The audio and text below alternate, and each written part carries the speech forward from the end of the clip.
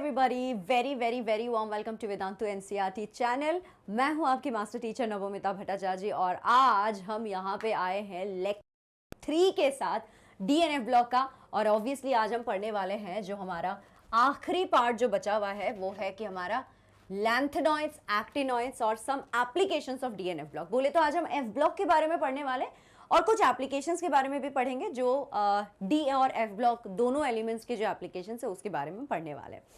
ठीक है, तो इससे पहले हमारा 2 और सेशन हो चुका है। अगर आपने नहीं देखा तो प्लीज़ उसे देख लीजिएगा, क्योंकि वहाँ पे transition elements, D block elements और उनके जो रिएक्शंस वगैरह है, उनके जो जनरल प्रॉपर्टीज़ है, उनको बहुत अच्छे से पढ़ाया गया है एकदम डिटेल्ड मैनर में। तो उनको आप ज़रूर देख लीजिएगा, ठीक है। और जैसे कि मैंने पहले भी सेशन में बोला था कि वैसे 2018 से 2022 तक की अगर हम जर्नी को देखें इस चैप्टर का, तो 6 मार्क्स ये चैप्टर ज़रूर आया हुआ है। और इस साल जो है सीबीएसई ने, मतलब 2023 में 2023 में सीबीएसई ने एक और मार्क्स बढ़ा दिया है और ये अब 7 मार्क्स के लिए आ रहा है ना। तो 7 मार्क्स के लिए तो पढ़ना पड़ेगा। और आज हम क्या सीखने वाले हैं, क्या समझने वाले हैं? हम समझने वाले हैं द लैंथेनॉइड्स क्या होते हैं, द एक्टिनॉइड्स क्या होते हैं और एप्लीकेशन। और जैसा कि मैंने बताया, इस सेशन को देखने पे आपके कॉन्सेप्ट्स बहुत सारे क्लियर हो जाएंगे। आपकी एग्जाम में मार्क्स हो सकता है कि और बेहतर हो जाए। देखो, कुछ काम वैसे आपको भी करना पड़ेगा, मैं तो पढ़ा रही हूँ, आपको पढ़ना भी पड़ेगा साथ में। तब जाके जब हम दोनों अगर आधा आधा काम करेंगे तो आपके बोर्ड में मार्क्स और अच्छे आ जाएंगे। और जैसे कि मैंने पहले भी बोला है कि देखो, एनसीईआरटी जो है ना वो बेसिक होती है, बिल्कुल ही बेसिक है ना। तो एनसीईआरटी से ही आप जेई लेवल पे जाओगे या नीट लेवल पे जाओगे, आपको आगे जो भी पढ़ाई करनी है वो एनसीईआरटी से आगे होगी। तो पहले एनसीईआरटी को अच्छे से पढ़ेंगे तभी जाके हमारे बाकी के कॉन्सेप्ट्स क्लियर होंगे, है ना। तो बस चलो शुरू हो जाते हैं। अब इससे पहले जो हमारा लेक्चर 2 था उस पे जो है मैंने आप लोगों को स्टैंडर्ड इलेक्ट्रोड पोटेंशियल के बारे में पढ़ाया था। और मैंने बार बार बोला था कि कॉपर की जो होती है ये वैल्यू पॉजिटिव होती है, लेकिन बाकी के जो मेंबर्स है 3D सीरीज में उनकी नेगेटिव होती है। कॉपर की पॉजिटिव क्यों होती है इसका रीजन मैंने बताया था, वो आप सेकेंड सेशन पे आपको मिल जाएगा। फिर जो है हम लोगों ने उनकी मैग्नेटिक प्रॉपर्टीज देखी थी। ये कलर्स शो करते हैं, एग्जिबिट करते हैं, कलर्स दिखाते हैं। क्यों दिखाते हैं? डीडी ट्रांजिशन या चार्ज ट्रांसफर की वजह से दिखाते हैं। ये कॉम्प्लेक्सेस बनते हैं, इंटरस्टिशियल कंपाउंड्स बनाते हैं, एलॉयज बनाते हैं और ये कैटलिस्ट के तरह भी काम करते हैं। और हमने KMnO4 की प्रिपरेशन और उसके जो ऑक्सीडाइजिंग एजेंट की जो ऑक्सीडाइजेशन की जो वो पावर जो है उसके बारे में पढ़ा था।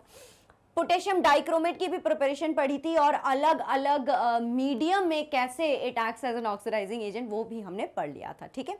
ऑलराइट, तो वो सेशन काफी लंबा गया था, वो आप देख लेना, ठीक है। तो अब शुरू करते हैं हमारे एफ ब्लॉक एलिमेंट्स, बोले तो इनर ट्रांजिशन एलिमेंट्स की। अच्छा, एक बात बताओ, इनको इनर ट्रांजिशन एलिमेंट्स क्यों बोला जाता है? पता है आपको? इनको इसीलिए इनर ट्रांजिशन एलिमेंट्स बोला जाता है क्योंकि जो लैंथेनम और एक्टिनम जो है ना वो है हमारे डी ब्लॉक में। डी ब्लॉक को हम बोलते हैं ट्रांजिशन एलिमेंट्स, और लैंथेनम के एक्टिनम के साथ साथ इन सबको रखा गया है। तो इनकी जो एटॉमिक नंबर है वो भी एक्चुअली डी ब्लॉक के अंदर ही कहीं पे फिट होता, लेकिन उसको हम फिट कराते तो हमारा जो नोबल गैस का जो टेबल, नोबल गैस का जो कॉलम है ना 18, वो मैसअप हो जाता, वो गड़बड़ हो जाता। तो इसीलिए हमने इनको बाहर रखा है, लेकिन इनकी जो एटॉमिक नंबर है वो एक्चुअली ट्रांजिशन के अंदर ही आ जाता है।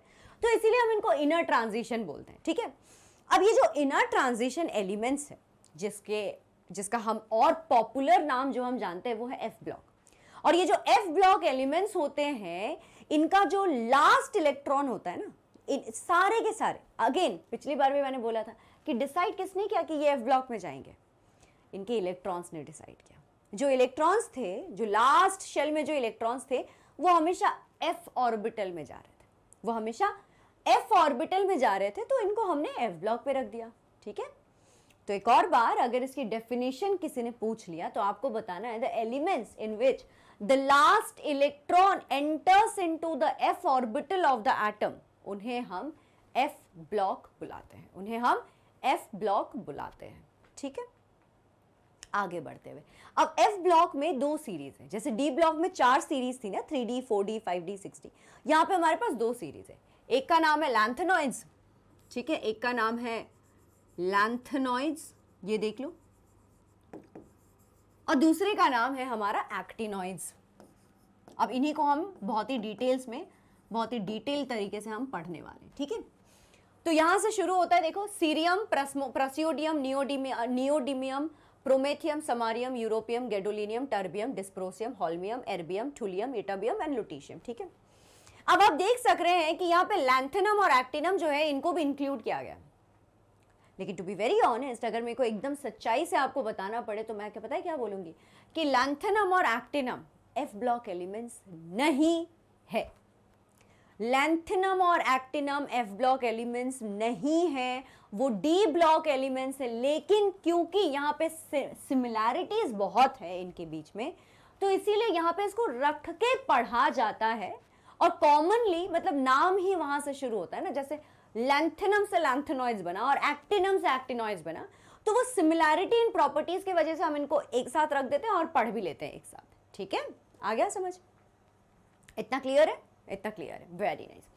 तो दोबारा बता देती हूँ कि लैंथेनम और एक्टिनम जो है ये दोनों नहीं है एफ ब्लॉक एलिमेंट्स, ये डी ब्लॉक एलिमेंट्स होते हैं, ठीक है। लेकिन क्योंकि इनकी सिमिलैरिटीज होती है प्रॉपर्टीज में, इनको एक साथ रखा गया। आगे बढ़ते हैं यहां से। अब हम शुरू करते हैं लैंथेनॉइड्स के बारे में पढ़ना, और लैंथेनॉइड्स को एक डिटेल तरीके में हम पढ़ लेते हैं, ठीक है। तो लैंथेनॉइड्स में क्या होता है कि इनकी जो आखिरी जो इनका इलेक्ट्रॉन है ना, वो आखिरी इलेक्ट्रॉन 4f ऑर्बिटल में जाता है। कौन से ऑर्बिटल में जाता है? 4f। अब आप बोलोगे 4f क्या है? अरे जैसे 1s2, 2s2, 2s, 2p, 3s, 3p, 3d, ऐसा है ना, वैसे ही 4f एक ऑर्बिटल है, और 4f ऑर्बिटल में जो है आखिरी इलेक्ट्रॉन पहुंच जाता है, तो इन्हें हम 4f सीरीज भी बोल सकते हैं, ठीक है। ये हो जाता है आपका 4f सीरीज, मतलब जो लैंथेनॉइड सीरीज है वो आपका 4f सीरीज है, ठीक है। अब इनके पास, आपके पास देखिए, cerium, praseodymium, neodymium, promethium, samarium, europium, gadolinium, terbium, dysprosium, holmium, erbium, thulium, ytterbium, lutetium. अब इनको याद कैसे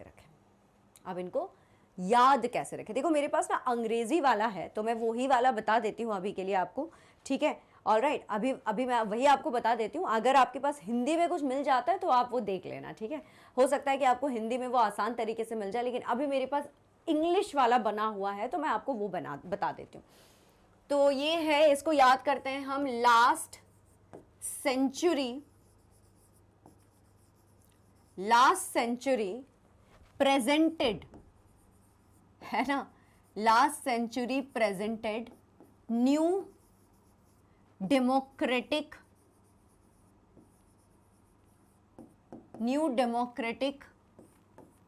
prime minister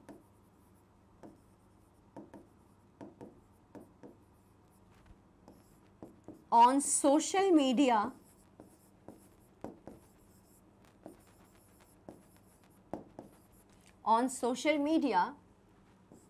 but European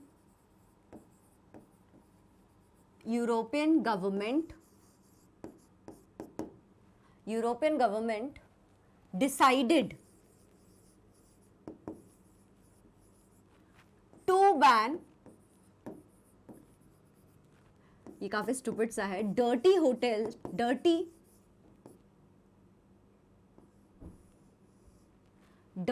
yellow hotels. अच्छा, इसको मैं जरा अच्छे से लिख लेती हूँ, ये डर्टी के जगह पे यहाँ पे थोड़ा वो आ गया, ठीक है।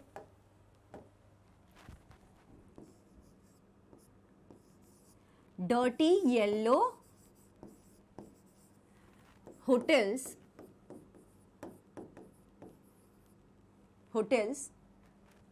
फिर क्या था यहाँ पे, फिर क्या था यहाँ पे, डर्टी येलो होटल्स, मैं खुद भूल गई, बताओ यार।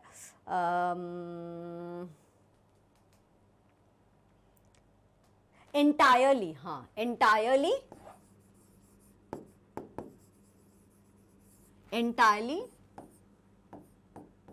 टू मेक, एक्चुअली यहाँ पे डर्टी येलो नहीं है, डर्टी ही है सिर्फ,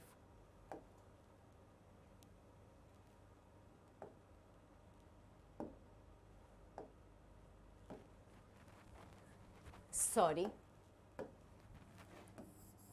हाँ, dirty hotels entirely to make yellow buildings luxurious.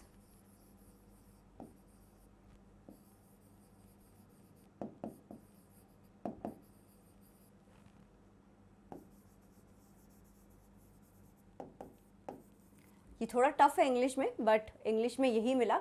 अगर आपको हिंदी में कुछ इससे आसान मिल जाता है तो आप वो पढ़ लीजिए, ठीक है। तो मुझे जितना याद है ये है, last century presented new democratic prime minister for PM on social media SM, but European से EU gadolinium GD, तो government decided to ban dirty hotels entirely to make yellow building luxurious, ठीक है। ये हमारा ट्रिक है, आप भी ऐसे याद कर सकते हैं इसको, ठीक है। आप भी इसको ऐसे याद कर सकते हैं, तो इस तरह से हम इसको याद कर लेते हैं। लेकिन यहाँ पे कौन कौन मिलेगा, यहाँ पे हमें मिलेगा lanthanum, cerium, praseodymium, neodymium, promethium, samarium, europium, gadolinium, उसके बाद आपको मिल जाता है टर्बियम, उसके बाद मिलता है डिस्प्रोसियम, फिर आपको मिलता है हॉल्मियम, एर्बियम, थुलियम, यटोबियम एंड ल्यूटीशियम, ठीक है। तो ये सारे एलिमेंट्स आपके हो गए, ठीक है। अब जो इनका जनरल सिंबल है, देखो इनको नॉर्मली हम लोग लैंथेनॉइड्स बुला देते हैं, तो इनको एक साथ में हम LN करके बता सकते हैं, ठीक है। इनकी जो जनरल सिंबल होती है उसको हम LN बोलते हैं, ठीक है। अब इनकी जनरल इलेक्ट्रॉनिक कॉन्फ़िगरेशन जो है वो क्या है, चलो देख लेते हैं। इनकी जनरल इलेक्ट्रॉनिक कॉन्फ़िगरेशन जो है, ज़ेनॉन हम लिखते हैं यहाँ पे, फिर हम लिखते हैं 4F 1 to 14 आ सकता है। तो अगर 4F तक पहुंच गए हैं, इसका मतलब है कि यहाँ पे 5D भी आ जाएगा।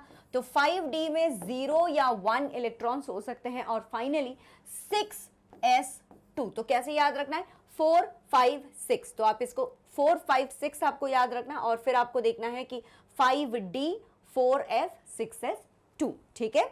ऑलराइट, इस तरह से हम इसको याद कर लेंगे, ठीक है। 4 5 6 यहाँ पे आता है, आप ये याद कर लीजिए, और फिर यहाँ पे देख लीजिए कि 5D में 0 या 1 हो सकता है, 6S में 2 हो सकता है, और फिर 4F में सबसे ज़्यादा 1 to 14, ठीक है। इसको कैसे भी लिख सकते हो आप, कैसे भी लिखना चाहो कैसे भी लिख लो, मार्क्स आपको मिल जाएंगे, बस ये तीनों होना ज़रूरी है, ठीक है। चलो, अब अगर हम इनकी इलेक्ट्रॉनिक कॉन्फ़िगरेशन, सारे के सारे का अगर इलेक्ट्रॉनिक कॉन्फ़िगरेशन देखें, तो यहाँ पे ना आपको कुछ एक्सेप्शंस मिलेंगे। एक्सेप्शंस पता है क्यों होती है इनके बीच में? एक्सेप्शंस इसलिए होता है कि इनके पास 3 शेल है ना, ये देखो 4 है, 5 है, 6 है ना, 4 5 6 है। अब ये सारे के सारे जो है ना, ये सारे के सारे पार्टिसिपेट भी कर सकते हैं।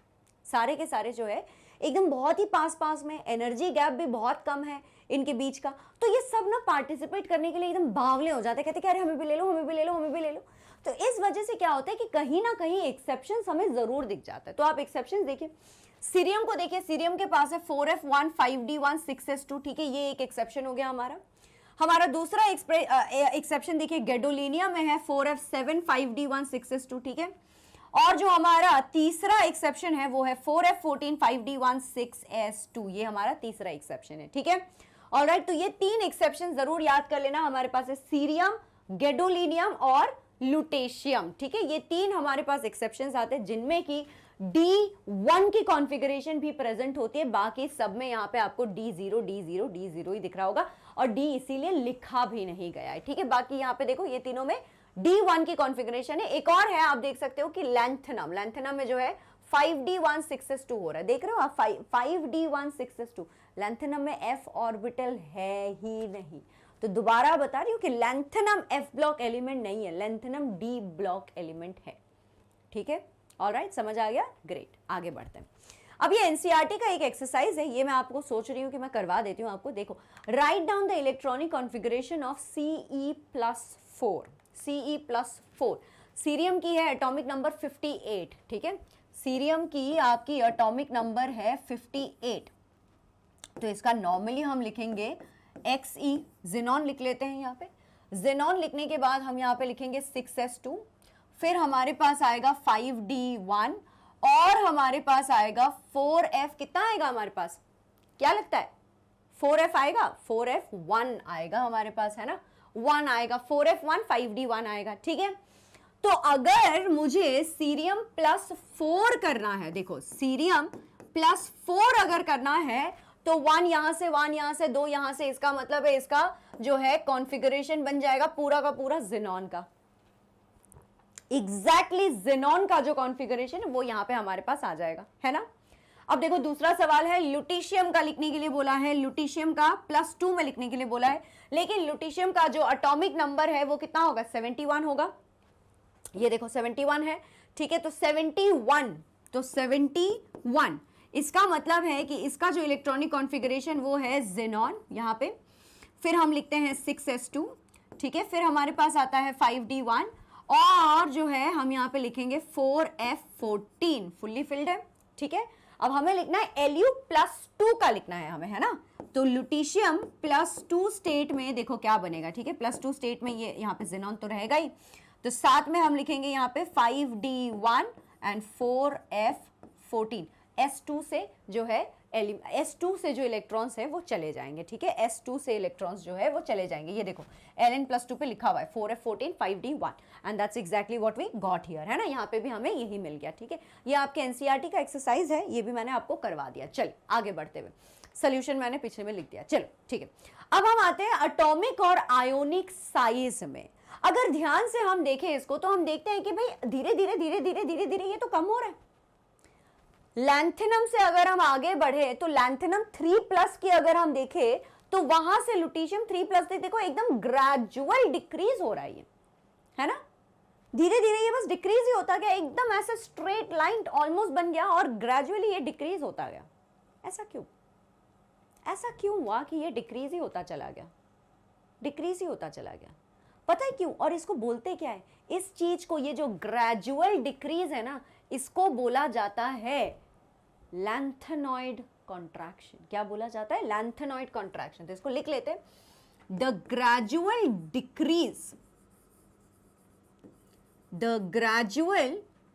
Decrease in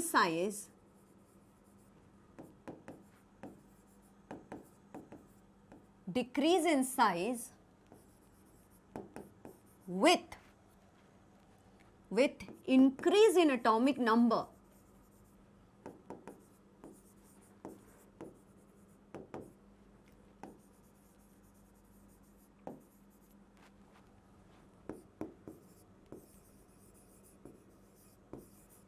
is called lanthanide contraction, ठीक है, ऑलराइट, इस चीज को बोलते हैं लैंथेनॉइड कॉन्ट्रैक्शन। अब लैंथेनॉइड कॉन्ट्रैक्शन होता क्यों है? लैंथेनॉइड कॉन्ट्रैक्शन इसलिए होता है क्योंकि जो f ऑर्बिटल्स है ना, जो f ऑर्बिटल्स है, उनकी शील्ड करने की जो क्षमता होती है वो बहुत ही खराब होती है। s ऑर्बिटल्स जो होते हैं वो बहुत अच्छा शील्ड कर सकते हैं क्योंकि उनका एक स्फीयर शेप होता है। d ऑर्बिटल्स जो होते हैं वो डंबल शेप में होते हैं, तो उनका थोड़ा d ऑर्बिटल्स जो होते हैं वो डबल डंबल शेप में होते हैं। p ऑर्बिटल्स जो होते हैं वो डंबल शेप में होते हैं, तो उनके पास थोड़ा जगह होता है कि वो लास्ट इलेक्ट्रॉन को देखे न्यूक्लियस और उसको करके खींच ले। D orbitals double dumbbell shape में होते हैं, उनके पास और जगह है और चार तरफ से देख सकते हैं कि बाहर वाला इलेक्ट्रॉन वहां खड़ा है और उनको खींच लेते। अब एफ ऑर्बिटल्स की क्षमता और ही खराब है, इतनी खराब है कि जो लास्ट वाली इलेक्ट्रॉन होती है उसको न्यूक्लियस आसानी से देख लेता है और उसको क्लोज खींच लेता है, जिसके वजह से साइज और ही रिड्यूस हो जाते हैं। अब हमें लगता है कि ये जो लैंथेनॉइड कॉन्ट्रैक्शन है ये सिर्फ और सिर्फ इस लैंथेनॉइड्स को ही झेलना पड़ता, लेकिन ऐसा नहीं है। ये लैंथेनॉइड कॉन्ट्रैक्शन का जो कॉन्सिक्वेंसेस है, मतलब जो रिजल्ट है ना, वो हमें डी ब्लॉक के एलिमेंट्स में भी दिखने को मिलता है। कैसे? मैं बताती हूँ। ये आप देख रहे हो जिरकोनियम और हैफनियम जो है, जिरकोनियम और हैफनियम को देखो, फिर आप देखो जरा इनको नियोबियम और टैंटेलम को देखो, ठीक है, फिर आप जरा इनको भी देख लो, मॉलिब्डेनम और टंगस्टन को देखो। ये जो तीनों है ना, ये जो तीन है यहाँ पे मैंने बताया, जिरकोनियम और हैफनियम, इनकी साइज ऑलमोस्ट सेम है। जिरकोनियम की 159 पिकोमीटर है, हैफनियम की 160 पिकोमीटर है, जबकि एक पूरा शेल भर गया ना। बहुत ज्यादा डिफरेंस होना चाहिए था, लेकिन वो हमें दिखता नहीं है क्योंकि all because of this lanthanoid contraction. सिर्फ और सिर्फ ये लैंथेनॉइड कॉन्ट्रैक्शन की वजह से इनके साइज में ज्यादा फर्क नहीं है। नियोबियम और टैंटेलम का भी सेम है, इनकी भी साइज बहुत ही आसपास है। मॉलिब्डेनम और टंगस्टन का भी सेम हाल है, इनका भी साइज ना बिल्कुल ही सेम है, all because of lanthanoid contraction. तो लैंथेनॉइड कॉन्ट्रैक्शन का रिजल्ट जो है वो डी ब्लॉक में भी हमें देखने को मिलता है, जो कि मतलब पता नहीं अब क्या ही बोले इसको, है ना। ये हो गया तो हो गया, केमिस्ट्री की मिस्ट्री है, हो चुकी है यहाँ पे, ठीक है। तो कॉज ऑफ लैंथेनॉइड कॉन्ट्रैक्शन दोबारा बता देती हूं यहां पे, कॉज ऑफ लैंथेनॉइड कॉन्ट्रैक्शन मेरे बच्चे हैं due to poor shielding effect of 4f electrons, ठीक है, due to poor shielding effect of 4f electrons, sorry 4f orbitals लिखते हैं, ठीक है, 4f ऑर्बिटल्स लिखते हैं हम यहां पे, चलो, due to poor shielding effect of 4f orbitals lanthanoid contraction हमें दिखने को मिलता है। और कॉन्सिक्वेंसेज ऑफ लैंथेनॉइड कॉन्ट्रैक्शन यहां पे लिख लेते हैं हम कि एक तो है जिरकोनियम एंड हाफनियम, इनकी साइज सेम है, नियोबियम एंड टैंटलम, इनकी साइज सेम है, मॉलिबेडनम एंड टंगस्टन, इसकी साइज जो है सेम है, ठीक है, साइज ऑलमोस्ट सेम है ना। और दूसरा पता है एक और क्या होता है, एक और कॉन्सिक्वेंस होता है कि ये जो सारे लैंथेनॉइड्स है ना, ये आपको नेचर में मतलब प्रकृति में जो है ये आपको एक साथ इकट्ठे पाए जाते हैं, ये आपको क्या मिलते हैं, एक साथ इकट्ठे पाए जाते हैं और इनको सेपरेट करना बहुत ज्यादा दिक्कत होती है, इनको सेपरेट करने में बहुत ज्यादा दिक्कत होती है, क्यों, लैंथेनॉइड कॉन्ट्रैक्शन। तो चलो लिख लेते हैं, yes, they are found together in nature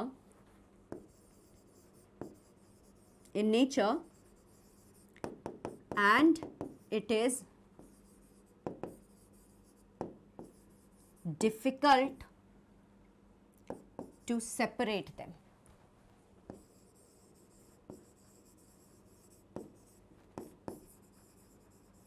ठीक है, and it is difficult to separate them. तो ये हो गया कॉन्सिक्वेंसेस, मतलब रिजल्ट लैंथेनॉइड कॉन्ट्रैक्शन का, ठीक है।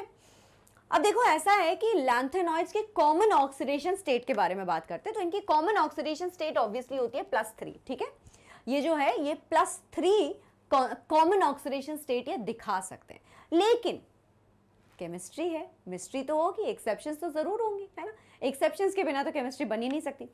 तो यहाँ पे ऐसा भी देखा गया है कि कॉमन ऑक्सीडेशन स्टेट के अलावा हमें जो है +2 और +4 ऑक्सीडेशन स्टेट भी दिखने को मिलता है।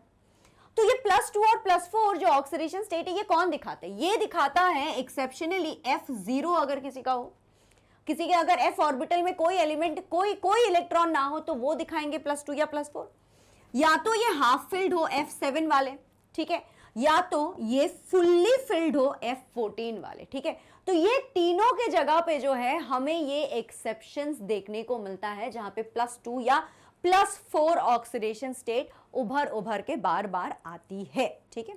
अब चलो जरा बात करते हैं कि कौन कौन दिखाते हैं, जैसे कि सीरियम को देखो या टर्बियम को देखो, ये दोनों ही जो है आपको +4 ऑक्सीडेशन स्टेट दिखाएंगे।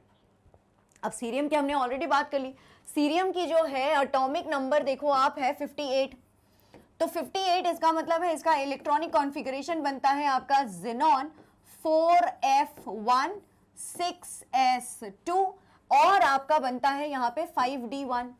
तो सीरियम जो है ना ये तीन इलेक्ट्रॉन्स नहीं देगा, ये 3 इलेक्ट्रॉन देके एक अनस्टेबल नहीं बनना चाहता, ये क्या करता है, ये अपने चारों इलेक्ट्रॉन्स को खो देता है और ये एक stable Nobel gas configuration xenon का ले लेता है और इसीलिए ये +4 वाली ऑक्सीडेशन स्टेट ज्यादा प्रेफर करता है, ठीक है, ये जो है +4 ऑक्सीडेशन स्टेट को ज्यादा प्रेफर करता है। अब देखो आप TB4 +4 को देखो, ठीक है, TB जब +4 पे जाएगा तो पता ही है क्या शो करेगा, TB शो करेगा, ये देखना आप, ठीक है, देखो ज़ेनॉन तो हमें लिखना ही है, यहाँ पे हमने ज़ेनॉन लिख दिया यहाँ पे, फिर ये क्या करता है 4f7 दिखाएगा ये, ठीक है, 4f7 दिखाएगा ये, और साथ में क्या करेगा, रुको ये देख लो जरा, इसका कहाँ गया, हाँ टर्बियम कहाँ है हमारे पास, टर्बियम कहाँ है, हाँ टर्बियम, ये देखो टर्बियम को देखो 4f9 6s2 इसकी नॉर्मल कॉन्फ़िगरेशन है ना, 4f9 6s2, लेकिन जैसे ही हम इसको +4 पे लेके जाएंगे आप देखना, ठीक है, देखो 4f9 6s2 है ना, चलो ये देख लेते, रुको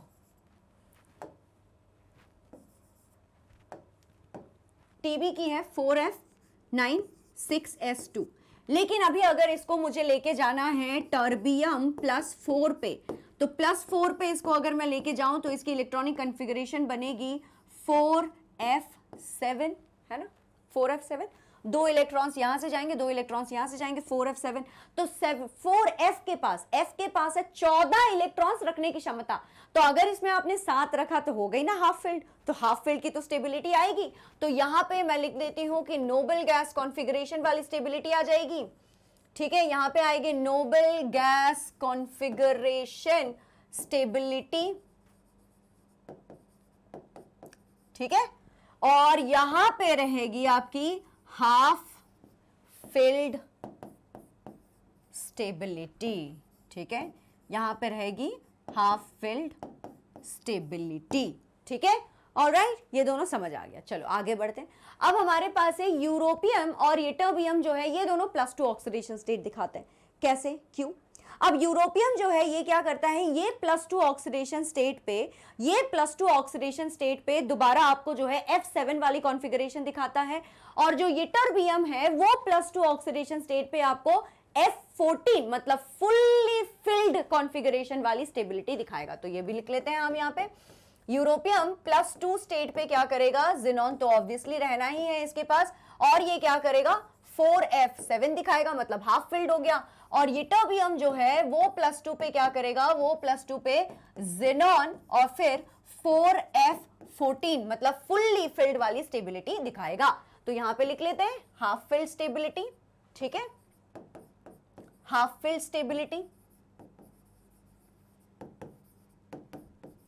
पाने के लिए, और यहां पे फुल्ली फिल्ड स्टेबिलिटी पाना चाहता है, ठीक है। फुल्ली फिल्ड स्टेबिलिटी को जो है ये पाना चाहता है। बस बात खत्म, ठीक है, ये समझ आ गया है। तो +4 और +2 ऑक्सीडेशन स्टेट ये क्यों दिखाता है, जबकि इसकी कॉमन ऑक्सीडेशन स्टेट होनी चाहिए +3, तो इसीलिए दिखाता है। अब इनके अलावा और भी कुछ एलिमेंट्स हैं जो आपको +2 ऑक्सीडेशन स्टेट दिखा देते हैं, +4 ऑक्सीडेशन स्टेट आपको दिखाते हैं। जैसे ये प्रसियोडीमियम हो गया, नियोडीमियम हो गया, टर्बियम हो गया, डिस्प्रोसियम हो गया। ये क्या करते हैं, +4 ऑक्सीडेशन स्टेट जरूर शो करते हैं, ठीक है, +4 ऑक्सीडेशन स्टेट शो करते हैं, लेकिन कहां शो करते हैं, सिर्फ और सिर्फ ये MO2 फॉर्म वाली ऑक्साइड्स में फॉर्म करते हैं, ठीक है। +4 ऑक्सीडेशन स्टेट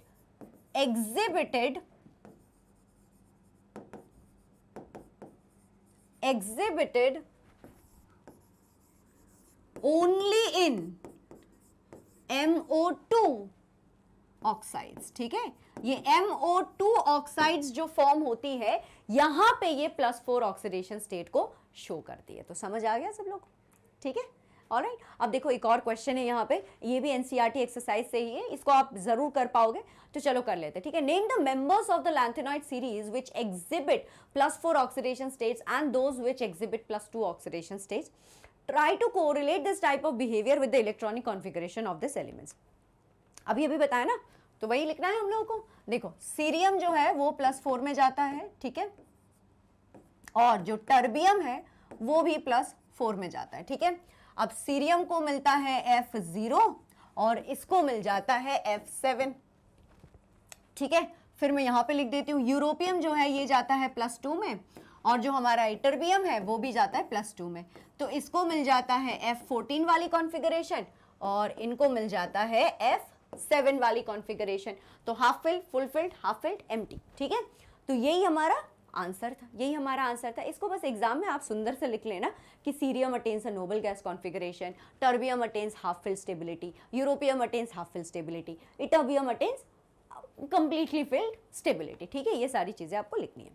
अब यार आयोनाइजेशन एंथैल्पी क्या सीन है ना, इसकी भी बारे में बात करना ही तो पड़ेगा। आयोनाइजेशन एंथैल्पी तो मतलब हर जगह हम बात करते हैं, तो आयोनाइजेशन एंथैल्पी का क्या झोल है। देखो आयोनाइजेशन एंथैल्पी, तो मैं यहाँ पे इसके पॉइंट्स लिख देती हूँ क्योंकि ये एनसीईआरटी पे एकदम पैराग्राफ बेस्ड है, आपको हो सकता है कि पढ़ने में ज्यादा टाइम लगे। जो इनकी फर्स्ट आयोनाइजेशन एंथैल्पी है, ठीक है, फर्स्ट IE जो है वो है कुछ 600 किलो जूल, ठीक है, वो है कुछ 600 किलो जूल, ठीक है ना, किलो जूल पर मोल, किलो जूल पर मोल, ठीक है। अब जो इनकी सेकेंड आयोनाइजेशन एंथैल्पी होती है वो भी लिख लेते हैं कि ठीक है इनकी जो सेकेंड आयोनाइजेशन एंथैल्पी होती है वो ऑब्वियसली थोड़ी ज़्यादा होती है। Second I is around 1200 kilo joule per mole होती है, ठीक है, alright, 1200 kilo joule per mole होती है। और थर्ड में जो है हम जरा एक्सेप्शंस की बात करते हैं, तो थर्ड आयोनाइजेशन एंथैल्पी जो है वो किसी किसी एलिमेंट का बहुत ही कम देखा गया है, अबनॉर्मली कम देखा गया है। अब आप पूछोगे मैम किस किस का देखा गया कम अबनॉर्मली, बताओ बताओ बताओ बताओ किस किस का देखा गया है ना, ये तो गॉसिप लग रहा है। एनीवे तो किस किस के देखा गया है ये भी मैं बता देती हूँ। देखो हमने देखा है कि ये जो है लैंथेनम, गैडोलिनियम और लुटीशियम का जो है ये बहुत ही कम है, ठीक है। Third ionisation enthalpy, third I of some elements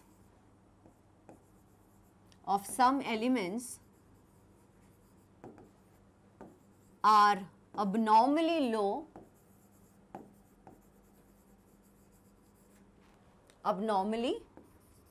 low। और देखा किस किस का गया है, लैंथेनम, गैडोलिनियम,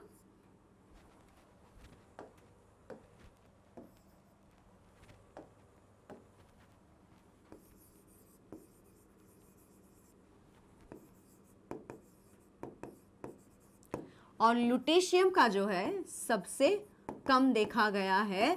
क्योंकि देखो इसको चाहिए नोबल गैस कॉन्फ़िगरेशन, ठीक है, इसको चाहिए एम्प्टी, इसका तो वैसे ही मतलब है ही नहीं इसके पास, लेकिन इसकी अगर आप इलेक्ट्रॉनिक कॉन्फ़िगरेशन देखोगे जो कि है 57 है ना, जो कि है 57 मतलब 5d1 6s2 होता है, 5d1 6s2, तो ये 3 अगर निकाल देगा तो इसको नोबल गैस कॉन्फ़िगरेशन मिल जाती है, ठीक है। गैडोलिनियम को मिल जाता है आपको F7 की और लुटेशियम को आपको मिल जाता है F14 की। तो इसीलिए ये स्टेबिलिटी को पाने के लिए जो है इनकी आयोनाइजेशन एंथैल्पी थर्ड वाली बहुत ही अबनॉर्मली कम पाई गई है, ठीक है, ऑलराइट, बहुत ही अबनॉर्मली कम पाई गई है, ठीक है। अब इनके फिजिकल प्रॉपर्टीज बात करते हैं, तो ऑल द ये जो है ना, ये ऑल द लैंथेनॉइड्स जो है they are silvery white metals, यहां पे लिख लेते हैं इसको, सिल्वरी वाइट मेटल्स। लेकिन क्या ये हमेशा ही ऐसे सिल्वरी वाइट रहते हैं? नहीं, ये क्या करते हैं, they tarnish very fast, they tarnish in air. ये बहुत ही जल्दी इनको निकाल के लाओ हवा पे तो ये काले पड़ जाते हैं, ये टार्निश हो जाते हैं। टार्निश का मतलब काला पड़ जाना, जैसे हमारी सिल्वर ज्वेलरी जो होती है ना वो ऐसे काली पड़ जाती है, या फिर कॉपर की भी अगर कोई ज्वेलरी हो तो वो भी काली पड़ जाती है, इसका मतलब है टार्निश होना, ठीक है, काला पड़ जाना बेसिकली टार्निश होना, ठीक है। अब अगर आप देखोगे तो दे आर वेरी हार्ड, ठीक है, they are normally very hard, सारे के सारे ही बहुत हार्ड है। लेकिन समारियम जो है, समारियम थोड़ा एक्सेप्शनल है, समारियम इज स्टील हार्ड, ठीक है, samarium is steel hard.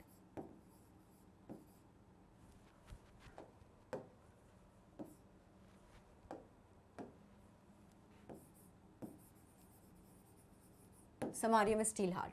Obviously, they are all good conductors of metals, good conductors of electricity and heat. वो तो होना ही है।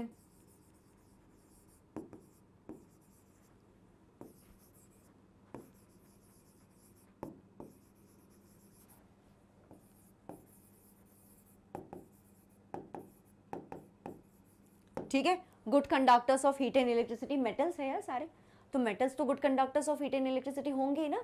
अब देखो यहाँ पे ये चीज ध्यान रखना कि समारियम इज स्टील हार्ड, मैंने बता दिया समारियम थोड़ा ज्यादा हार्ड है, तो इसका मतलब है इनकी अगर मैं मेल्टिंग पॉइंट्स की बात करूं तो नॉर्मली इनकी जो मेल्टिंग पॉइंट्स होती है, जनरली इनकी मेल्टिंग पॉइंट होती है कुछ 1000 से 1200 के बीच में, ठीक है, 1000 kilo joule to 1200 kilo joule होती है इनकी मेल्टिंग पॉइंट। लेकिन समारियम की जो है मेल्टिंग पॉइंट है कुछ 1623, समारियम की जो मेल्टिंग पॉइंट है वो है कुछ 1623 किलो जूल इसकी मेल्टिंग पॉइंट है, ठीक है, मेल्टिंग पॉइंट, यहाँ पे मैं MP लिख देती हूँ तो ये आप समझ जाना, ठीक है। समारियम की जो मेल्टिंग पॉइंट है वो 1623 किलो, ये बहुत ही गंदे से लिख दिया ना, ये एक मिनट यार थोड़ा और साफ से लिख लेते हैं ताकि आपको समझने में कोई दिक्कत नहीं होनी चाहिए और बोर्ड भी जरा सुंदर लगे, है ना।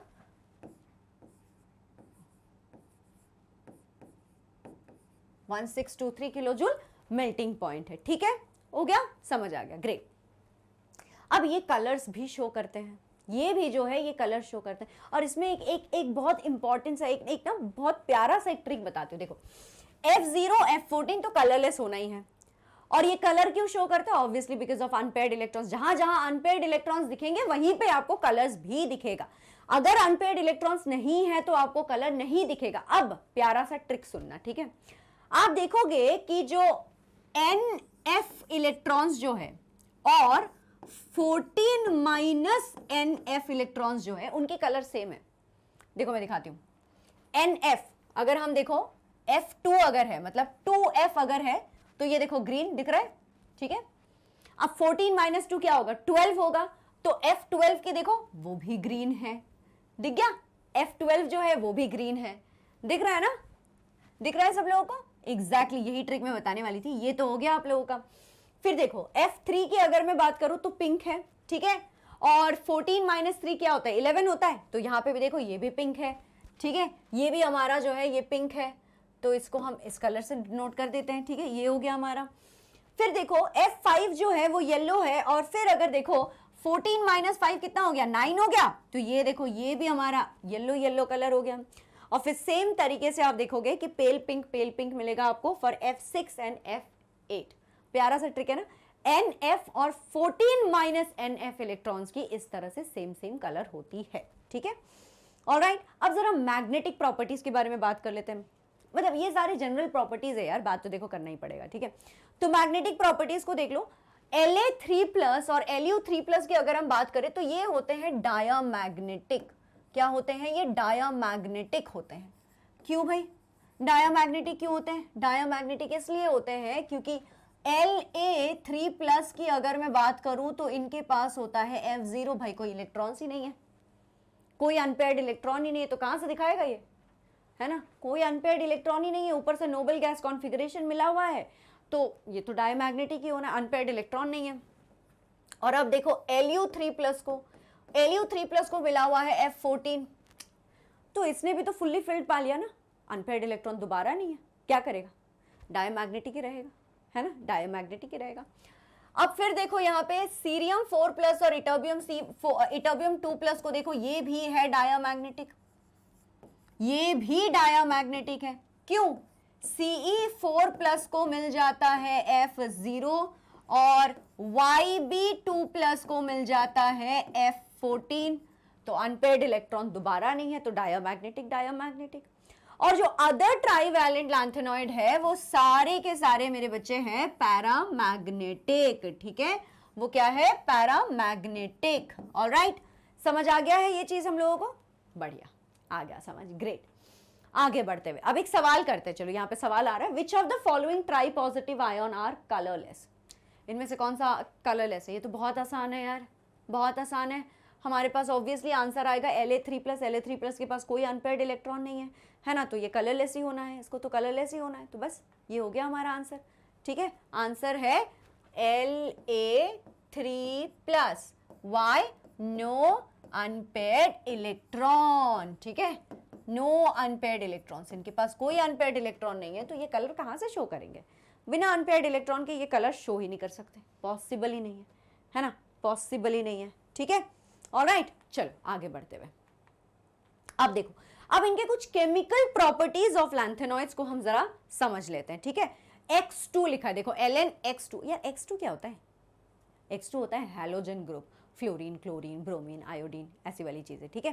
तो ये क्या करेगा? Ln जो है ये 3x2 के साथ रिएक्ट करेगा और ये बन जाएगा 2LnX3। क्या बनता है ये बनता है 2LnX3। Basically lanthanoid fluoride, lanthanoid bromide, lanthanoid chloride, lanthanoid iodide, ऐसी चीजें ये बन जाता है, ठीक है? आगे बढ़ते हुए पानी के साथ भी रिएक्ट करता है ऑब्वियसली। अब पानी के साथ रिएक्ट करता है तो ये बन जाता है एक हाइड्रो ऑक्साइड, ठीक है? आपको ये मिल जाएगा LnOH3 प्लस हाइड्रोजन गैस जो है वो लिबरेट होगा, ठीक है? हाइड्रोजन गैस जो है वो यहाँ से लिबरेट होता है, ठीक है? हाइड्रोजन गैस यहाँ से लिबरेट होता है।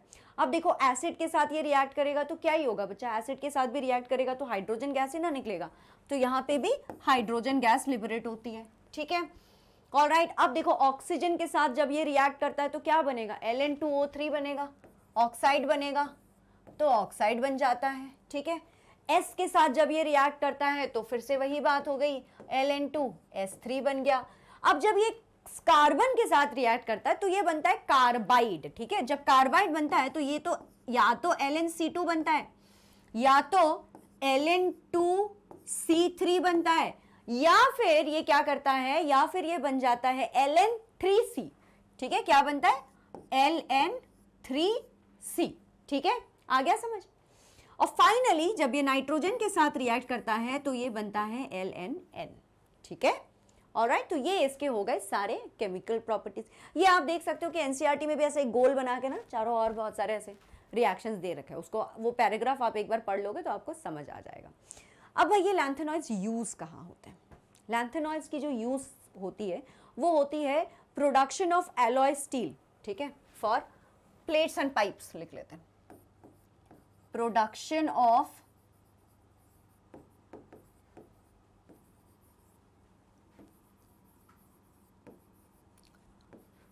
alloy steels for plates and pipes, ठीक है, हो गया। फिर आती है, फिर क्या होता है पता है, एक ना जैसे देखो ये मैं बताती हूँ, आपने वो देखा ना स्टूडेंट ऑफ द ईयर, अब स्टूडेंट ऑफ द ईयर में आलिया भट्ट सबसे पॉपुलर स्टूडेंट थी, है ना। तो ठीक इसी तरह यहाँ पे भी एक पॉपुलर एलॉय बनती है, ठीक है। यहाँ पे एक पॉपुलर एलॉय बनती है जिसका नाम है मिश मेटल। क्या नाम है उसका? उसका नाम है मिश मेटल, ठीक है। इसको मैं ज़रा वाइट कलर से लिखती हूँ ताकि आपको दिख जाए यहाँ पे। तो ये जो मिश मेटल होता है, MISCH, मिश मेटल जो है, इसमें क्या होता है कि 95% लैंथेनॉइड होता है, ठीक है। 95% जो है इसमें होता है लैंथेनॉइड, और कुछ 5% जो होता है, 5% इसमें होता है आपका आयरन, ठीक है। 5% होता है आपका आयरन, और साथ में कुछ ट्रेसेस भी मिलती है आपको, ट्रेसेस ऑफ कार्बन, नाइट्रोजन ऐसे मिलेंगे, ठीक है। Traces of carbon, nitrogen etcetera, ठीक है। अब ये मिश मेटल को क्या किया जाता है, मैग्नीशियम बेस्ड अलॉय के साथ मिलाया जाता है, ठीक है। ये जो मिश मेटल होता है इसको मैग्नीशियम बेस्ड अलॉय के साथ मिला के बुलेट्स वगैरह बनाया जाता है, ठीक है। यस, यहां पे ये भी लिख देती हूं मैं, mixed with Mg based alloy to make bullets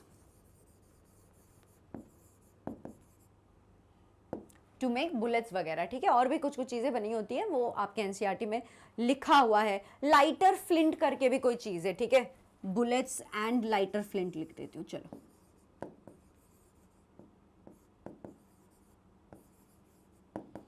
तो बुलेट्स और लाइटर फ्लिंट को बनाने में इसकी मदद ली जाती है, ठीक है। अब क्या होता है, ये जो मिक्स्ड ऑक्साइड्स होती है ना लैंथेनॉइड्स की जो मिक्स्ड ऑक्साइड्स होती है उसका इस्तेमाल किया जाता है पेट्रोलियम क्रैकिंग में, ठीक है। मिक्स्ड ऑक्साइड्स मतलब जैसे मान लो सीरियम ऑक्साइड को जो है लुटीशियम ऑक्साइड के साथ मिला के, मतलब दो चीजों का मिक्स्ड ऑक्साइड करते हैं, ठीक है। Mixed oxides are used for petroleum cracking, ठीक है, are used for petroleum cracking. अब बात है कि यार ये पेट्रोलियम क्रैकिंग क्या होती है? What is petroleum cracking? Petroleum cracking होता है जहां पे बहुत बड़े बड़े हाइड्रोकार्बन्स होते हैं ना, उनको तोड़ा जाता है, और उनको तोड़ने के लिए इसकी जरूरत होती है, ठीक है, इसकी जरूरत होती है। और क्या होता है कि जो इंडिविजुअल ऑक्साइड्स होती है, मतलब मान लो एक ऑक्साइड, सीरियम ऑक्साइड सिर्फ, ठीक है। तो इंडिविजुअल ऑक्साइड्स जो होती है ना,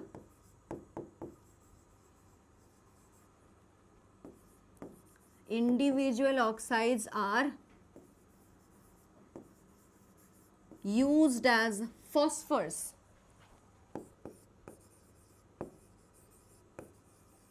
are used as phosphors in fluorescent TV या ऐसे किसी सरफेसेस में, फ्लोरोसेंट टीवी और सिमिलर सरफेसेस में इसके इस्तेमाल होती है, ठीक है।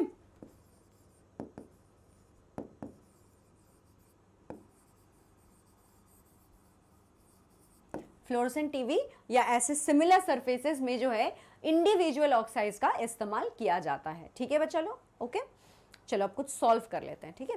तो although +3 is the characteristic oxidation state for lanthanoids, but cerium also shows +4 oxidation state because it has a tendency to attain F0 configuration। ये तो हमने 2-3 बार पढ़ लिया अभी तक, है ना। तो बस ऑप्शन सी जो था वो करेक्ट आंसर था। आगे बढ़ते हुए देखो, separation of mixture of lanthanoid elements is difficult. Why? Because of lanthanoid contraction. Yes, due to, अब देखो ये सवाल आया हुआ है सीबीएसई 2022 में, है ना। Due to lanthanoid contraction, due to lanthanoid contraction क्या हो जाता है कि हमारा जो मिक्सचर होता है लैंथेनॉइड्स का उसको अलग करना बहुत ज्यादा डिफिकल्ट हो जाता है। ठीक है। EU2+ is a strong reducing agent. बच्चा इसको ध्यान से सुनना, देखो यूरोपियम +2 स्टेट में एग्जिस्ट तो करता है और इसको F7 का कॉन्फ़िगरेशन भी मिलता है, लेकिन यूरोपियम की टेंडेंसी होती है कि वो अपने कॉमन ऑक्सीडेशन स्टेट, अपने सारे दोस्तों की तरह कॉमन ऑक्सीडेशन स्टेट +3 में चले जाए। अब आप पूछोगे कि मैम F7 है तो इसकी स्टेबिलिटी तो है, ये क्यों जा रहा है? देखो कन्वेंशनली जो है आसान तरीका होता है किसी भी केमिस्ट के लिए समझना कि हाँ F7 या फिर D5 या फिर P3 हाफ फिल्ड, बढ़िया है, बहुत बढ़िया, तो हम लिख लेते हैं वो। लेकिन सिर्फ ये half filled electronic configuration is not the solution to everything. ये सिर्फ और सिर्फ सॉल्यूशन नहीं होता, यहाँ पे और भी बहुत सारी चीजें होती है, जैसे कि हाइड्रेशन एनर्जी हो गई है, लैटिस एनर्जी हो गई, और जब ये सारी चीजें कॉम्पेंसेटेड नहीं होती, ये सारी चीजों का एक कंजर्वेशन नहीं होता, तो एक बंदे की टेंडेंसी होती है कि या तो वो रिड्यूसिंग एजेंट बन जाए या तो वो ऑक्सीडाइजिंग एजेंट हो जाए। और यहाँ पे यूरोपियम के साथ भी लैटिस एनर्जी या हाइड्रेशन एनर्जी का कोई ना कोई तो झोल है, जिसके वजह से ये क्या करता है कि EU2+ हैज अ टेंडेंसी, ठीक है, tendency to convert to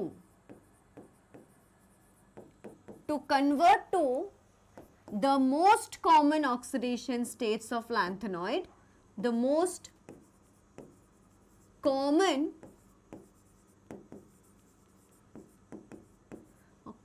oxidation state of lanthanoids, that is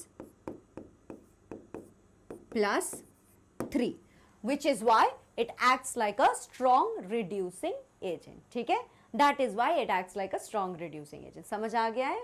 ठीक है, आगे बढ़ते हुए, zirconium and hafnium are almost they have almost identical atomic radii। क्यों? Because of lanthanoid contraction, again due to, देखो ये ना यहाँ का वो है, क्या बोलते हैं इसको, गॉडफादर है। ठीक है, लैंथेनॉइड कॉन्ट्रैक्शन को अगर आप समझ गए तो यहां से जो सवाल बनते हैं ना सबका जवाब होगा lanthanoid contraction. Mostly lanthanoid contraction होता है ना, वो जो बाप स्ट्रैटेजी जो नहीं बोलते थे कि भाई ये तो बाप स्ट्रैटेजी है भाई, मतलब सबको हरा देगा, तो ये वही है, ये बाप कॉन्सेप्ट है। एफ ब्लॉक की बाप कॉन्सेप्ट है लैंथेनॉइड कॉन्ट्रैक्शन। कोई भी सवाल ऐसा आता है कि ये क्यों, बोलना लैंथेनॉइड कॉन्ट्रैक्शन। अब ऐसा नहीं है, बाकी के समझ लेना, रीजंस मैंने बता दिए। ठीक है, तो चलो अभी तक हम लोगों ने क्या क्या समझ लिया? अभी तक हम लोगों ने समझ लिया है कि stable oxidation state, most common oxidation state है इनकी +3, लेकिन ये +2 और +4 जो है वो भी कहीं कहीं शो कर देते हैं। ठीक है, लैंथेनॉइड्स जो होते हैं इनकी आपको जो है साइज बार बार आपको जो है विथ एटॉमिक नंबर इंक्रीज आपको डिक्रीज होती हुई दिखेगी। क्यों? क्योंकि poor shielding of 4f electrons. फिर हमने पढ़ा कि लैंथेनॉइड कॉन्ट्रैक्शन के वजह से zirconium, hafnium, niobium, tantalum, molybdenum, tungsten, ये जो है इनकी सबकी साइज सेम हो जाती है।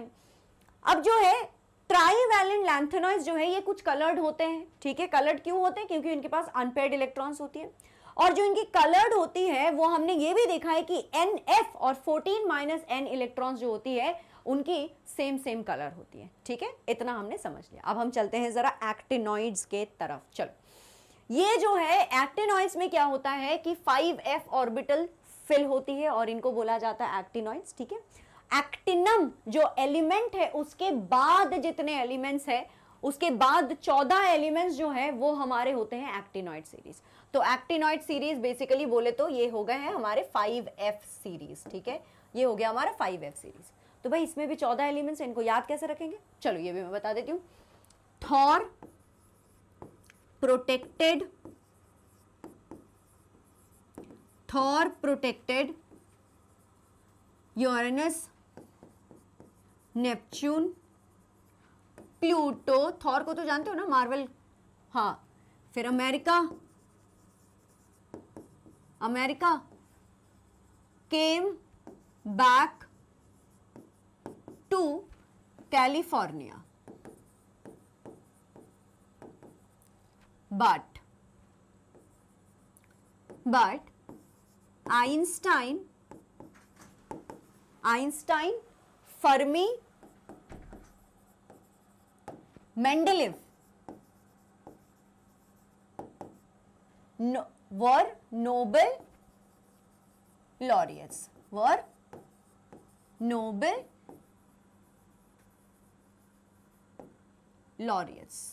ठीक है।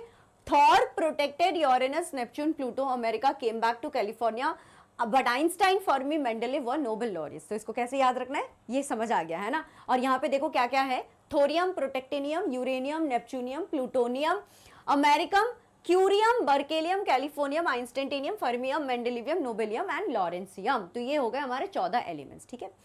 अब इनकी जनरल इलेक्ट्रॉनिक कॉन्फ़िगरेशन क्या है, जाहिर सी बात है कि 5F 1 to 14 तो होना ही है यहाँ पे, है ना। 5F 1 to 14 हो जाएगा, 6D 0 to 1 और 7S 2। तो चलो लिख लेते हैं, लेकिन यहाँ पे हमारे पास होगा रेडॉन, फिर आता है हमारे पास 5F 1 to 14, ओके, फिर आता है हमारे पास 7S2 और फिर होता है हमारे पास 6D 0 to 1। अब देखो इनमें जो है ना, ये जो है ये बिल्कुल फिलअप होगा, लेकिन ये जो, इसको मैं जरा ग्रीन कलर या येलो कलर से दिखाती हूँ, एक बार देखना, ठीक है। लेकिन ये दोनों जो है ना, ये दोनों की वेरिएबल ऑक्यूपेंसी होती है, मतलब कभी कभार ये फिलअप होता है और कभी कभार ये नहीं होता है, ठीक है, ये नहीं होता है, ठीक है। ऑलराइट बच्चा लोग, इतना समझ आ गया जनरल इलेक्ट्रॉनिक कॉन्फ़िगरेशन। और यहाँ पे देखो, यहाँ पे तो ऐसा है कि जितने एक्सेप्शंस है उतने ही नॉर्मल एलिमेंट्स हैं। तो अगर आप याद कर सकते हो तो आप याद कर लो, जैसे कि आपको यहाँ पे दिख जाएगा, देखो यहाँ पे है 6D1 7S2, 6D2 7S2, 5F6 7S2, 5F7 7S2, और फिर ये बाकी के भी अलग अलग है। तो एक्सेप्शंस कुछ बनते हैं, ये, ठीक है, 1 2 3 4, ये 4 आपके एक्सेप्शंस हो गए। और ये 4 कौन कौन से हैं, ये 4 हो गए आपके प्रोटेक्टिनियम, यूरेनियम, नेपच्यूनियम, और आपके पास है लॉरेंसियम, ठीक है, और आपके पास है लॉरेंसियम, ठीक है। तो ये 4 आपके बन जाते हैं एक्सेप्शन। चलो, तो क्या यहां पे भी साइज डिक्रीज होती है, यहां पे भी साइज डिक्रीज होती है, और यहां पे जो साइज डिक्रीज होती है वो थोड़ा और ज्यादा प्रोमिनेंटली दिखता है। पता है क्यों? क्योंकि 5F की जो शील्डिंग इफेक्ट है वो और ही खराब है 4F से, ठीक है। 5F due to poor shielding effect of 5F orbital, ये लिख लेते हैं ना अपन, ये ज्यादा आसान होगा हमारे लिए, है ना। Due two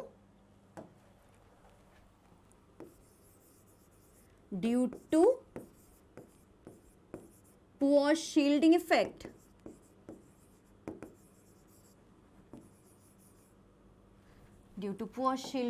of 5F,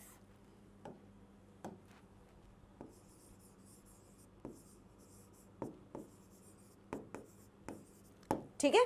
alright, इसीलिए एक्टिनॉइड की कॉन्ट्रैक्शन भी दिखती है, यहां पे भी साइज जो है बराबर बराबर डिक्रीज होती रहती है। Actinoid contraction is greater from element to element than lanthanoid contraction. Why? The answer is even worse shielding than 4F।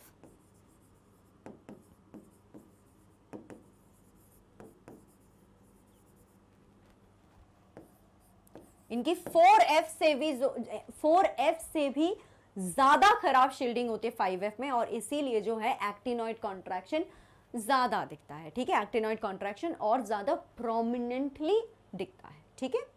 अब आयोनाइजेशन एंथैल्पी जो है ना अर्ली एक्टिनॉइड्स की, वो ज्यादा एक्यूरेटली हमें पता नहीं, लेकिन ये डेफिनेटली जो है अर्ली लैंथेनॉइड से कम ही है। अर्ली लैंथेनॉइड से जो इनकी आयोनाइजेशन एंथैल्पी है वो कम ही है। क्यों?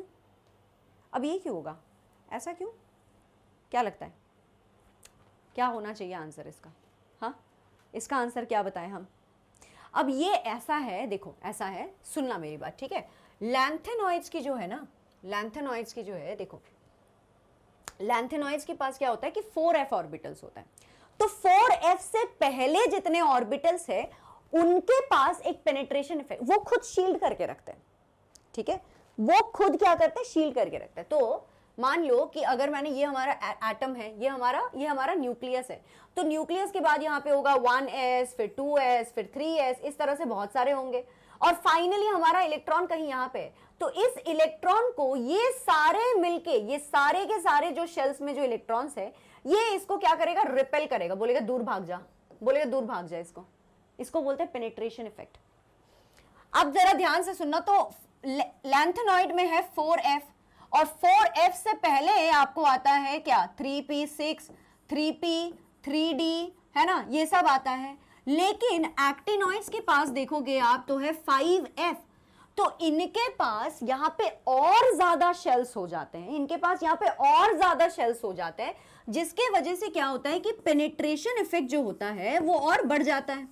जो ये दूर भगाने की क्षमता होती है ना, अंदर वाले शेल्स को जो ये दूर भगाने की क्षमता होती है, तो पेनिट्रेशन इफेक्ट इंक्रीजेस यहाँ पे, है ना। पेनिट्रेशन इफेक्ट इंक्रीज होने के वजह से यहाँ पे जो है हमें इनकी जो आयनाइजेशन एंथैल्पी है वो थोड़ी और कम होती हुई दिख जाती है, ठीक है। अब आगे बढ़ते हुए हम पढ़ने वाले हैं oxidation states, oxidation state of actinoids, ठीक है। अब ऑक्सीडेशन स्टेट अगर हम एक्टिनॉइड्स का देखेंगे तो हम ध्यान से देखने पे पता चलता है कि इनकी भी कॉमन ऑक्सीडेशन स्टेट जो है वो +3 है, no doubt about it, definitely इनकी भी कॉमन ऑक्सीडेशन स्टेट +3 है। लेकिन यहां पे भी हमें बहुत सारे वेरिएबल ऑक्सीडेशन स्टेट्स देखने को मिलते हैं, जैसे कि +2, +3, +4, +5, +6 एंड +7। अब ऐसा क्यों, मन में ये सवाल जरूर आता होगा कि ऐसा क्यों है कि इतने सारे ऑक्सीडेशन स्टेट्स दिखने को मिलते हैं। वेल दैट्स बिकॉज आप देखोगे कि इनके पास अभी जैसे इनका ये बताया था ना, अभी आपने देखा था कि इनका जो जनरल इलेक्ट्रॉनिक कॉन्फ़िगरेशन है उसमें है 5f 6d 7s, है ना, 5f 6d and 7s, correct, ठीक है।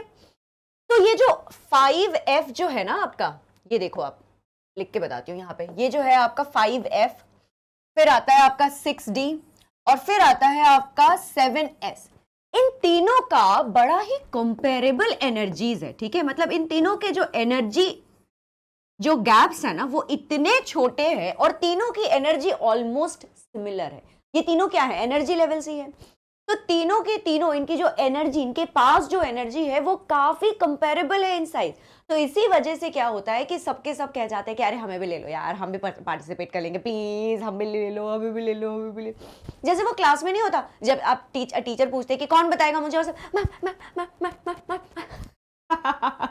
यस, समवॉट लाइक दैट, है ना। तो यहाँ पे क्या होती है, इन सबकी कंपेरेबल एनर्जीज होती है, ठीक है।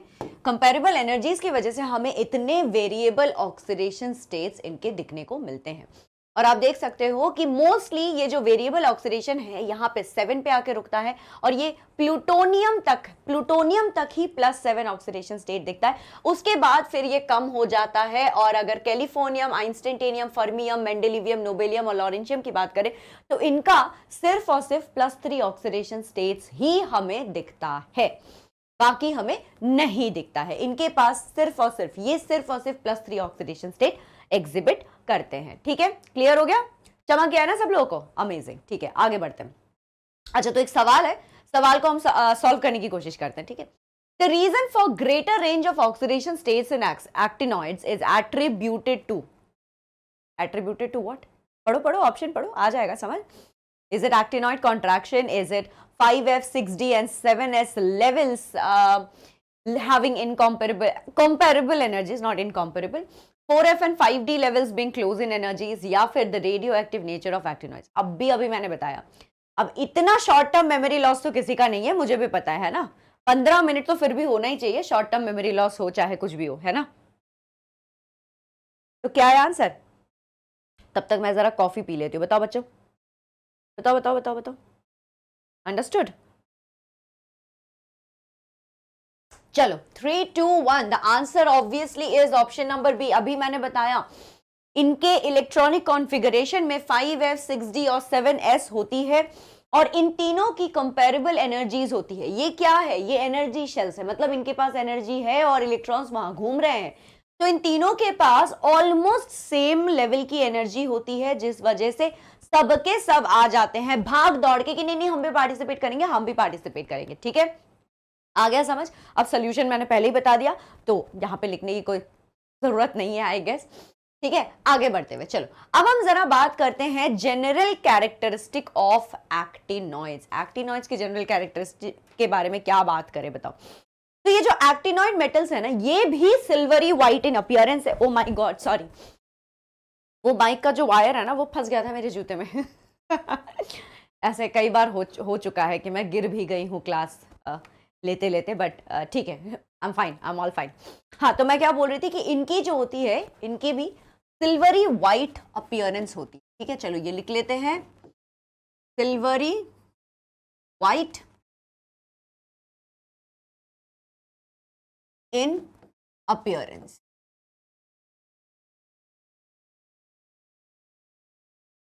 ठीक है, ऑल राइट। अब क्या होता है, आगे के और एग्जांपल, आगे के और कैरेक्टरिस्टिक बताओ। और ये क्या करते हैं कि इनकी जो स्ट्रक्चरल वेरिएबिलिटी होती है ना, वो होती है due to irregularities in metallic radii. ठीक है, इनकी स्ट्रक्चरल डिफरेंसेस होती है, structural variability because of irregular metallic radii. चलो ये भी लिख लेते हैं, structural variability due to irregular metallic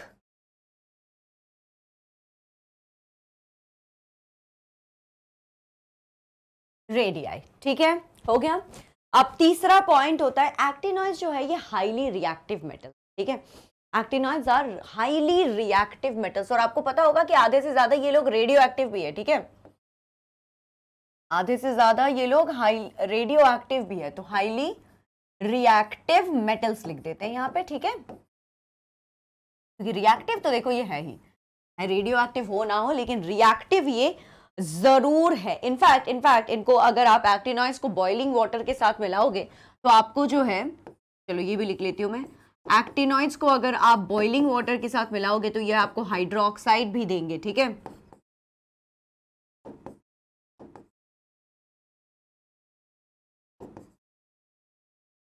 हमें मिलेगा actinoids hydroxide.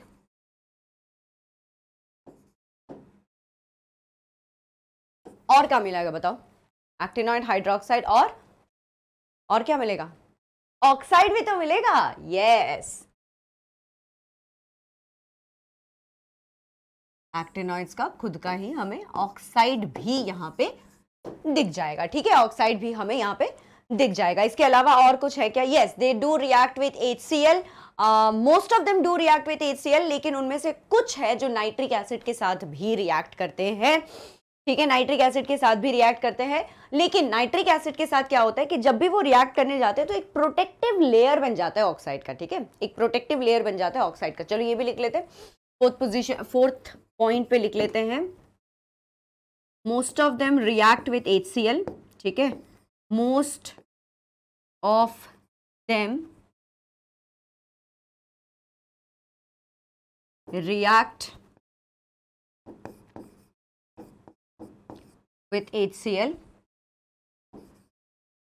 but are slightly reactive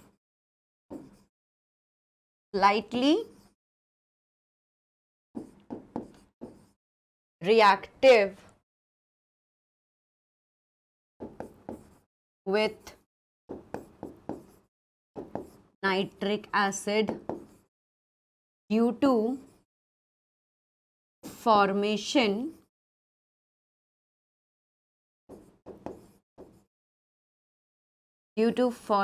of a protective oxide layer।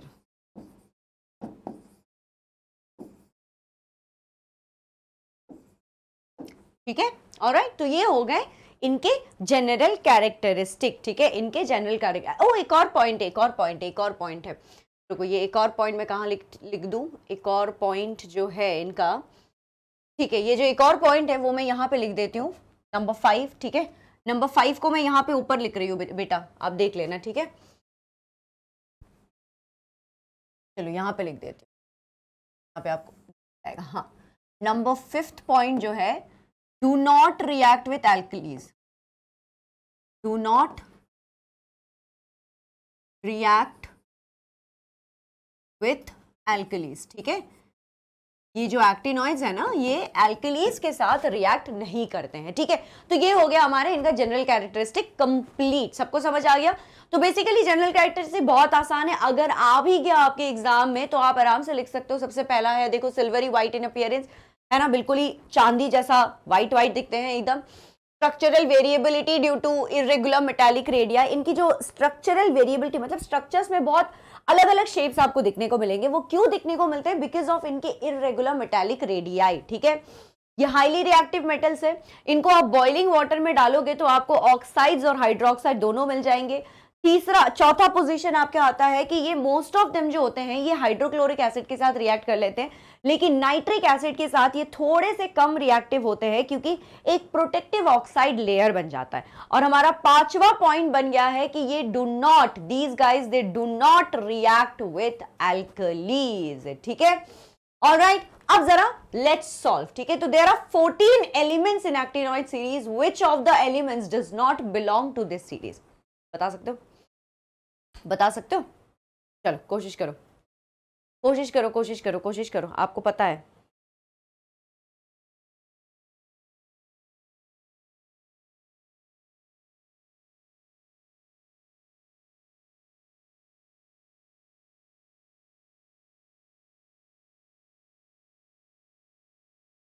चलो चलो चलो, what do you think?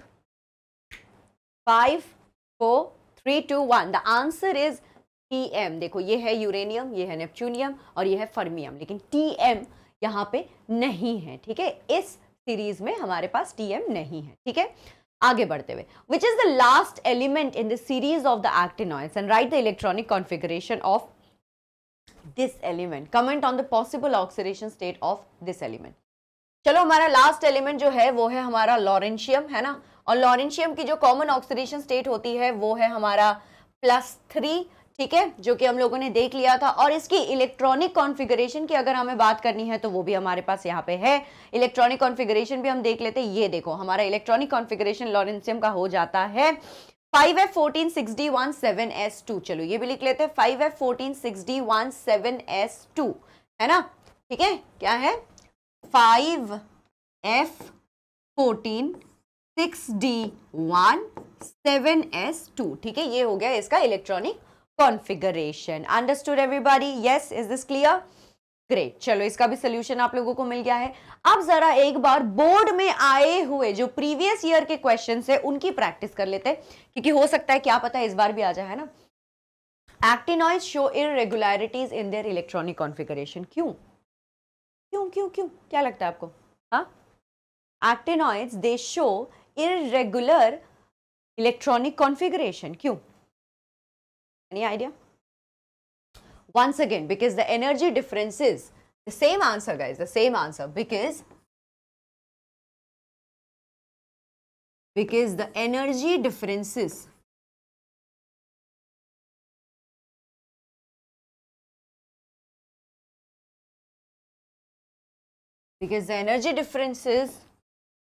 of 5D, no, 5F, sorry,